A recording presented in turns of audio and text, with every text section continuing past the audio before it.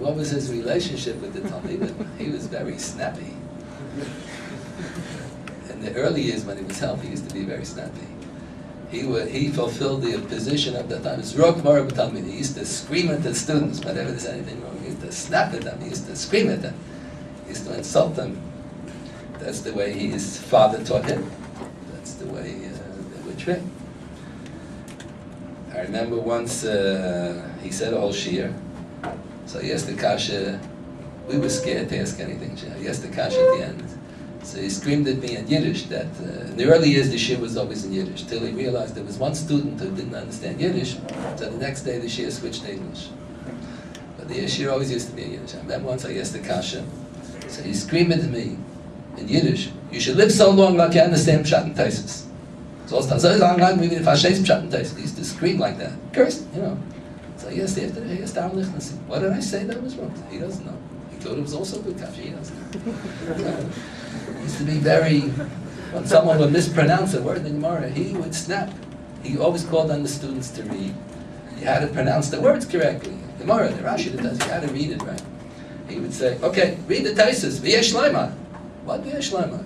20 lines into the Taisus says V'yesh Lema. Read the Taisus, V'yesh Lema, V'yesh Lema. I'm being fantastic. No one knew where is he. He used to be very snappy in the shiur. His relationship in the shiur, when you'd be walking in the street, he would be the most pleasant person. But in the middle of the shiur, he was very tough on the students. The style of the shiur is hard to describe. He would always go min hakala lakol. He'd always start off, what does it say in Chumash? What does it say in the Mishnah? What does Rabbi Yehuda say? How does Rabbi Yehuda understand the pasuk? How does Rabbi Meir understand the pasuk? I remember a lot of times when he would say a pasuk with the proper inflection, I would say, oh, that's what it means. He would just say the pasuk. I would say to myself, I never realized that's the way you're supposed to read that pasuk. I never realized that's what it says. A lot of times he would show Pashut Pshat. He would show Pashut Pshat in the Gemara. Pashut Pshat. We never realized Pashut Pshat. The most complicated thing he would make simple. That was his koach. He would give a shiur. Sometimes he would give shiur for 4 hours straight, 6 hours straight. Everyone would sit glued to their seats. He was a tremendous speaker. He explained everything very well. He used to give, every year he had a yortzeit for his father on Gimel Shvat. So every year he gave, for many, many years, he gave a yortzeit shiur. Yortzeit drosha was known. He used to give a 4-hour shiur, 2 hours halacha and 2 hours drush. With a minute pause in between, he would take a drink of water in between. But he would give a shiur for 4 hours. So on one occasion, he was a very good speaker. He explained everything very well. Everyone would sit glued to their seats and listen, middle of the night, till 11 o'clock, 12 o'clock, and everybody would sit and listen. So on one occasion, someone jumped up after he finished the drosha, which was in Yiddish, and he said, Rabbi Soloveitchik, did anybody ever tell you that you're a very good actor? So he said, without batting an eyelash, drama is an integral part of communication. He was a natural actor. Like Rabbi Lau, they tell the story, Chief Rabbi Lau, when he was a Talmud in Yeshiva Kol Torah, so they say that he asked Reb Shlomo Zalman, who was the Rosh Yeshiva, that he's considering leaving the yeshiva to go to acting school, because he felt that he had talents in acting. So they said, Reb Shlomo Zalman said, why do you have to leave the yeshiva? Stay in the yeshiva, get smicha, and use your acting talents in the rabbinate. So that's what he did. He's a gewaltig actor, natural actor. When he speaks, everybody understands. He just spoke in New York recently. When he speaks, everybody understands. He's a tremendous dramatist. Rabbi Soloveitchik took the most complicated thing and he made it simple. And after you'd hear the shiur, you would kick yourself. Why didn't we realize that? That was the Pashut Pshat all along. There was no kasha in the first place. The yortzeit shiur was a whole. It was all built up. He would always start the yortzeit shiur. He would say a Gemara. Then he would ask 4 or 5 kashas that you thought it's impossible to answer. No one can answer these kashas. He would word the kashas in such a way, you would think it's impossible to answer the kashas. Then he would say, well, there's another Gemara. He would say a Gemara. You see this, you say it in that Gemara, and all the kashas melted away by themselves. Came out, they just misunderstood the original did. So he was an expert. In the shiur in the yeshiva, the daily shiur wasn't daily. He used to give a shiur 2 days a week. He used to give a shiur only in my time. He only gave on Tuesday and Wednesday. I remember when I first entered the yeshiva was learning Sanhedrin. And all yeshiva began, whatever, Labor Day, whatever it was. And the Manal put up the sign, Rabbi Soloveitchik will not begin Shia till the third week. And everyone should please prepare through Davov in Sanhedrin. So I thought to myself, why is he different from everybody else? Everybody else starts different. Why does he wait till the third week? So I understood why. When he came, I was at the same time, I was in another Shia, and they told me I should attend Rabbi Soloveitchik Shia, both of them in the Sanhedrin. Rabbi Soloveitchik came in the third week, and the first year he already covered more than the other year covered. He spoke very quickly also, very quickly. One of the Rabbanim visited from Eretz Yisrael, one of the sons of Rabbi Arya Levine visited YU, and he heard him give Mashiach. Came back there and said, like a machine gun. Boom, boom, boom. He used to speak so quickly. He didn't repeat himself. When he switched to English, then he had to repeat himself a lot because he didn't know English well. Till after a couple of years, he already learned how to speak English well. Then he could speak English like a machine gun. He used to speak very quickly. He said, he used to go very quickly, he used to speak very quickly. And he took the most complicated thing and he explained. The whole idea of learning was to make everything simple. He would always start off with definitions. Let's say we started Gittin. So he says, what's a definition of a star? What do you mean, what's a definition of a star? A star? No. When you go to university, you have to start with definition. What's a definition of a star? We didn't know what you're supposed to say. Show the machlekes, the goyim, the shachin, the choshim mishmah, has a machlekes. What's the definition of star? Well, an eye-opener. He was giving definitions. Then he would show us that the machlekes hatanoim is a machlekes, what the definition is. You have to know min hakal al hakavod. You give definitions. Machlekes, how do you read a word in the pasuk? Machlekes, what's the definition of the din? He'd always show the most pashut pshat. A lot of times he would throw out a question to the students. He wasn't interested. He didn't think too highly of any of us. He thought we were all stupid. So he'd throw out a question, and the students thought we were supposed to give an answer, so a student would give a suggestion. So he would be upset. He says, what are you going like this? What's the direct answer? So he would make fun of us by tell a story, a Chassidish story, that the Chassidish Rebbe was saying Torah by Shabbos Shvudas on Shabbos Parshas Lech Lecha. So he discussed how come Lech Lecha is written with two big chesed. Lech Lecha is written with two big chesed. So there was a misnagid there in the audience. So he said, Anshulnik, excuse me, Rebbe, Lech Lecha is written with chavs. And the regular letters, it's not larger than the rest of the letters. So the Rebbe said, that's one teretz, I have a better teretz. So he said, that's like over here. What are you draying a cup? You're giving home. What's the pashut pshat is the correct pshat. Whenever you have two answers to a kasha, the one that's most direct is the correct answer. I remember I took Professor Soloveitchik for chemistry. That was Rav Soloveitchik's brother, Shmuel Soloveitchik. He's also a very learned person.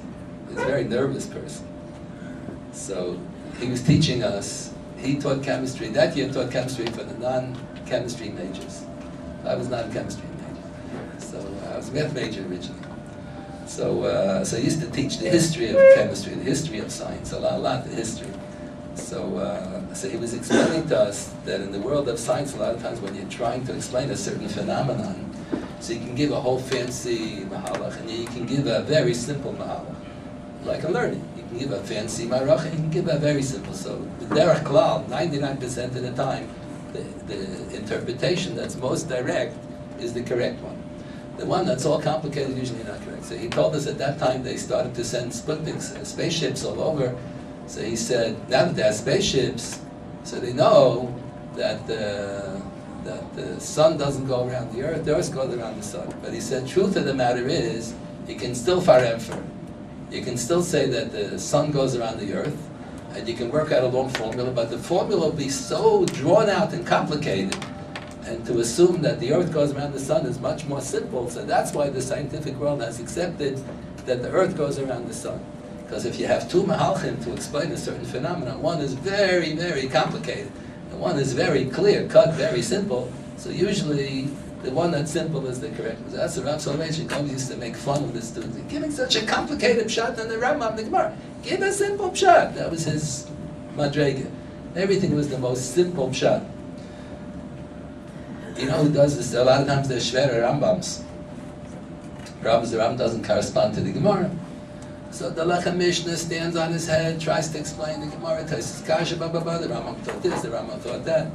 And there's a Sefer Merkevus on Mishnah, the Rambam, he often gives the most bland answer, the most pashut shot. The Rambam didn't say that. Read the words of the Rambam, he said differently. So every so often Rav Soloveitchik would say that the pshat of Merkevus Mishnah is correct. A few times he's heard from his grandfather Rab Chaim that this Merkevus Mishnah is correct, that one is correct. A lot of times he gives pashut pshat in the Rambam, the most pashut pshat in the Rambam. That was the key to his. He didn't clear chakiras.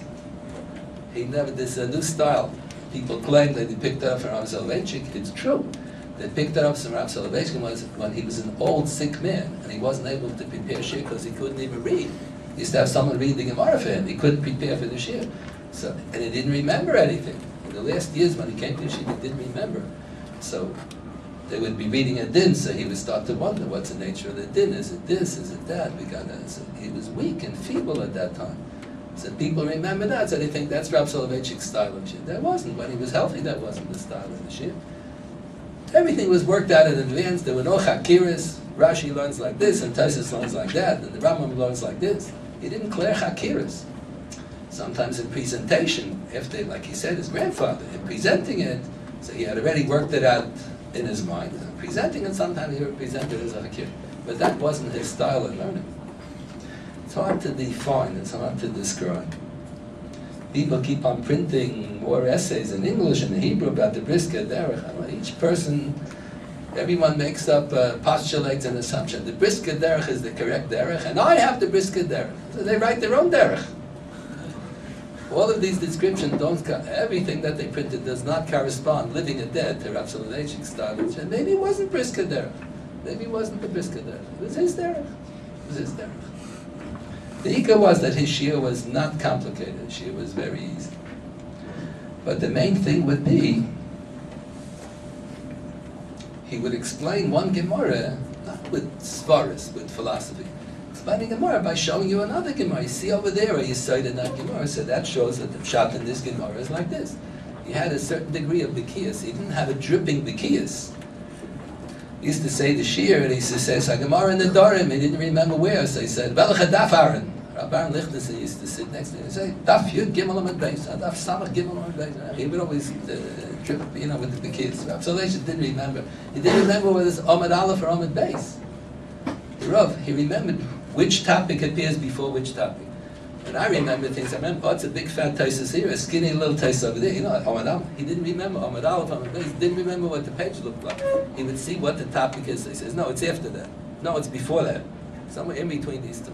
He remember the order of the Masechta. He remember halachas. He would explain halacha here by showing this halacha in other Gemara. The other Gemara sheds light on the whole Torah. Call that Torah Kulam Yenechad. The whole Torah has to fit in to make miksha achatz. It has to be one big system. All the halachas are integrated together. He wouldn't take one din and philosophize to death and analyze it to death. He would take all the dinim and try to find a pattern. Try to discern the pattern of the halacha. You can't say like this because the halacha over there is like that. So he would give a definition and give a description. Try to give definitions all the time. Try to give a formula. He said when we're learning Gemara, it's like the scientist is trying to develop a formula to explain all of the scientific data. You have certain information, and what's the formula that makes everything function? So you got to develop a formula. He once said that somebody from the Jewish Theological Seminary, it's the conservative seminary in New York City, published a book, and he writes in the book that the rabbis were lenient in Hilchas Sukkah, love wood, and this and that and the other thing, because there was a scarcity of wood in Eretz Yisrael days of the Tanaim. They couldn't afford to build a sukkah with so much wood. That's why they came up with all the kulas. So he said he doesn't think that that itself is a statement of Apikuris. Maybe there was a scarcity of wood. But he said, he said, the American government knew that the Germans were working on developing atomic energy. And they were afraid that the German scientists would develop an atom bomb and they'll control the world. So they paid Einstein and a bunch of geniuses to figure out the secret to atomic energy. So therefore, they were able to make an atom bomb. So you want to know, how does the atom bomb work? I'll tell you how it works. There was a big Shas HaDchak. The Nazis wanted to conquer the whole world. So because of the Shas HaDchak, so they made an atom bomb. That doesn't explain how it works. That's what motivated the government to pay Einstein to develop a formula. But bottom line, what's the formula? Forget about what motivated him to pay. What is the formula? So you have to have a formula. So he said, it could well be that there was a Shas HaDchak in the days of the time. They didn't have enough wood. But just because it's a Shas HaDchak doesn't mean that it's going to work. You have a Shas HaDchak, the bomb is not going to work. You have to figure out a formula. He says that there are always Shas HaDchaks. He used to say, Eid Echad is Neman by Meis Bailo. He thought that it's a din deraisa. So we showed him whether it's a din deraisa, din derabban. He said, the Gemara says, Mishum Miguna Akila Barabban. What do you mean? Shas HaDchak said the Mekel. No, Shas HaDchak, that's what motivated the rabbis to sit down and appoint a committee and to work by Yom HaBalayla to come up with some formula. And then he came up with a formula. You have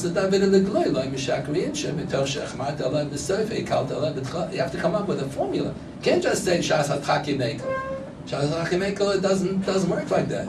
He said, just like in science, you have what motivates the scientists to work on something, but then what do they work on? They discover what the formula is. How does nature function? What are the principles of physics and chemistry and so on? So in halacha also, he used to say, just like in physics, it's a self-contained discipline, has its own self-contained logic. In chemistry, in biology, every discipline has its own self-contained logic. So halacha also has its own self-contained logic. A lot of times people ask, how can halacha be like that? It's not logical. It's not logical if you ask from common sense. You can ask common sense kashas on physics and chemistry also. A lot of physics is not logical either. But each discipline has its own self-contained system of logic. So halacha also has its self-contained system of logic. Sometimes common sense plays a role, and sometimes does not play a role. Svara is also one of the Netiv RavShechter175. There's room for svara, but not always.